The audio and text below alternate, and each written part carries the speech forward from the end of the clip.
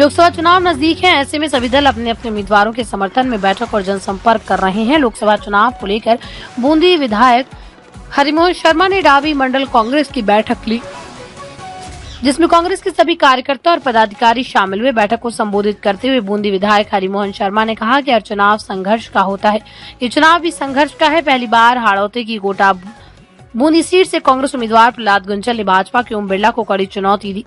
ओम बिरला सांसद रहते हुए लोकसभा के स्पीकर जैसे सर्वोच्च पद पर रहे, फिर भी हाड़ौती की जनता के लिए उन्होंने कोई विकास का काम नहीं किया। इस बार जनता बदलाव चाह रही है।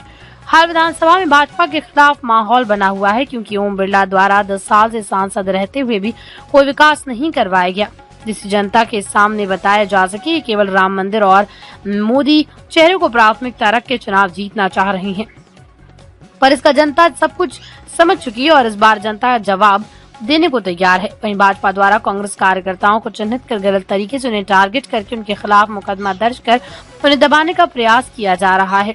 इस दौरान डाबी बरण क्षेत्र के कांग्रेस के वरिष्ठ पदाधिकारी और कार्यकर्ता सहित सरपंच, पूर्व सरपंच सहित कार्यकर्ता मौजूद रहे।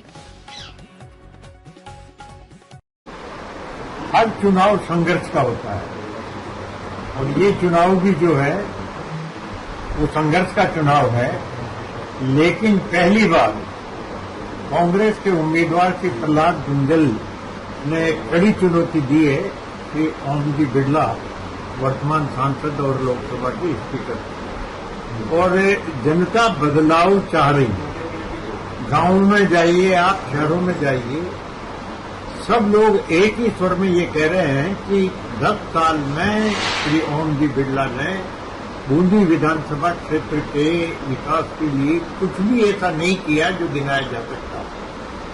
भगवान ने इनको सर्वोच्च पद पर बिठाया तो जनता को यह अपेक्षा और आशाएं थी कि ये बूंदी को विकसित करने में और कोटा विधानसभा क्षेत्र के साथ कोटा लोकसभा क्षेत्र को एक विकास को द्रुत गति देकर के एक नया आयाम पैदा करेंगे, लेकिन निराशा हाथ लगी।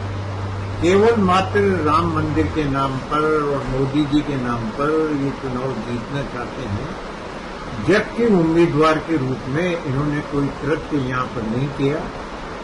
जनता बदलाव चाह रही है, गांव-गांव में परिवर्तन की लहर है, शहर-शहर में परिवर्तन की लहर है, और अब के निश्चित रूप से श्री हमारे जो उम्मीदवार हैं कांग्रेस के उम्मीदवार गुंजल साहब, वो कामयाब है। इस प्रकार क्या कहेंगे इस पर?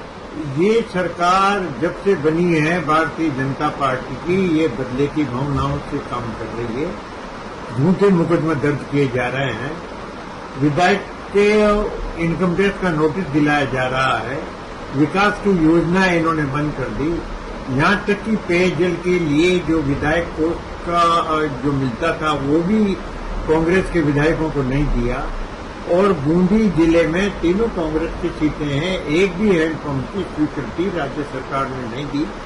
ये लगातार बदले की भावना से काम कर रही है। नगर परिषद बूंदी को ये परेशान करने में लगे हुए हैं।